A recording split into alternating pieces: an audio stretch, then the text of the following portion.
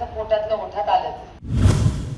पक्ष फोडा घर फोडा, पक्ष फोडा घर फोडा. शेवटी जनतेच्या मनाची असेल ते आपण मान्य केलं पाहिजे. चेक लिहिला, सही केली, आपलं नाव लिहिलं, तारीखच नाही का 24 मध्ये आरक्षणच नाही. एवढं आम्ही महिलांना आरक्षण दिलं उसका क्या हुआ? म्हणजे मूलभूत सुविधा. आता तुम्ही मला सांगा वाद्याबद्दल सगळे बोलत आज काही झालं असेल तरी चालेल, कोणीही कबूल करेल की ह्या भागामध्ये 4 नगरसेवक हे राष्ट्रवादी काँग्रेस पक्षाचे आहेत. हे वास्तव आहे आणि सगळ्यात चांगलं या भागात ह्या सगळ्यांचं. आज काय झालं ते षडयंत्रामध्ये वेगळा विषय. ते चंद्रकांत पाटलांचं पोटातलं ओठात आलंच. चंद्रकांत पाटील बारामतीला जाऊन एकच गोष्ट 10 दिवसापूर्वी बोलले की आम्हाला फक्त शरद पवारांना संपवायचंय. हे त्यांचे शब्द आहेत, माझे नाही.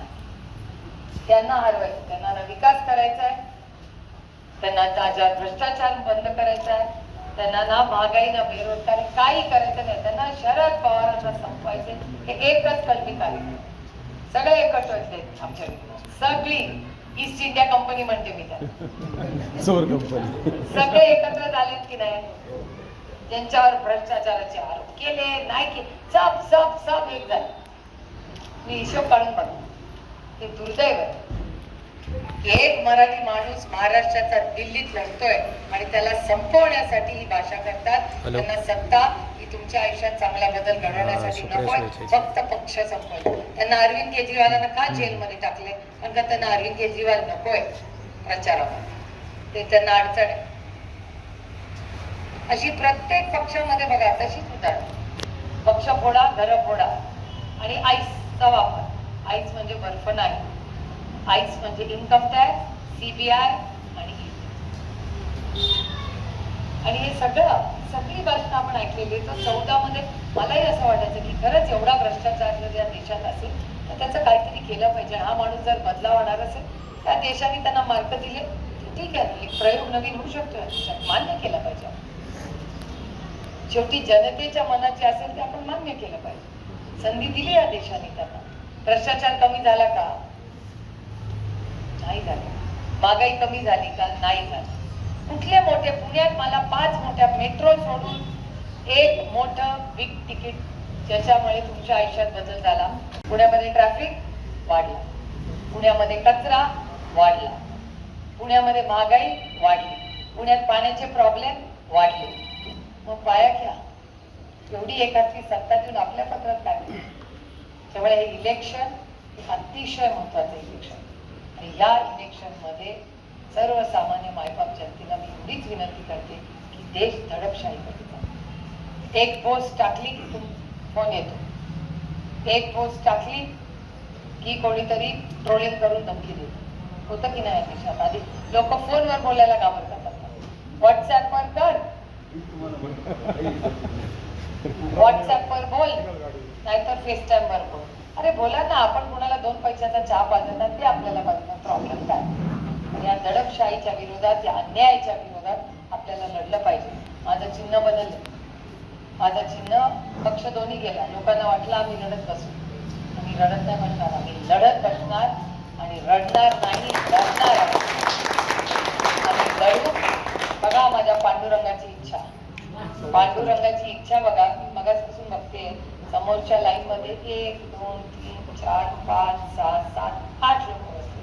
त्याच्यापेक्षा 1 2 3 4 5 लोकांना घड्याळच लागत नाही. मी घातलंच नाही. याचं कारण काय माहिती का? आता मोबाईल मध्ये वेळ समजते.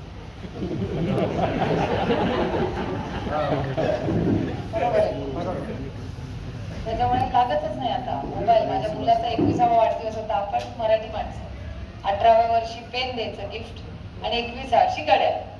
तसंच माझ्या मुलाला मी 18व्या वर्षी झाला की पेन दिलं. 21व्या वर्षी मी म्हटलं चला आता तू 21 वर्षाचा झाला, आपण तुला एक घड्याळ घेऊ. मामा घड्याळ नको ग. म्हटलं का? कशाला पैसे वाया घालायचे? मोबाईल मध्येच आम्ही सगळं करतो. म्हटलं ठीक आहे, नको ना घड्याळ. ठीक आहे. माझ्या पांडुरंगाचं ते कनेक्ट होता बघा. नको तुला हे, तुला त्याच्याहून जास्त चांगलं चिन्ह देतो. आणि त्यांनी एक शुभ संकेत दिला. तुतारीवाला माणसाचा, तुतारीवाला माणूस शुभ बघा संक्षेप आहे आपल्या सगळ्यांसाठी. एक शुभ आहे, मान्य शुभ संदेश आहे. लग्न तुतारी वाजते, नवीन काही सुरू करता तुतारी वाजते. विठ्ठलाची पूजा मंदिर नवीन सुरू करताना ही तुतारीच वाजते. आणि छत्रपतींनी जेव्हा युद्ध सुरू केलं तेव्हा ही तुतारीच वाजली होती. त्याच्यामुळे ही जी आज तुतारीवाला माणूस आहे, माझी लढाई बेरोजगारी, भ्रष्टाचार, अन्याय आणि महागाईच्या विरोधात आपल्याला ही तुतारी दिल्लीमध्ये वाजवायची.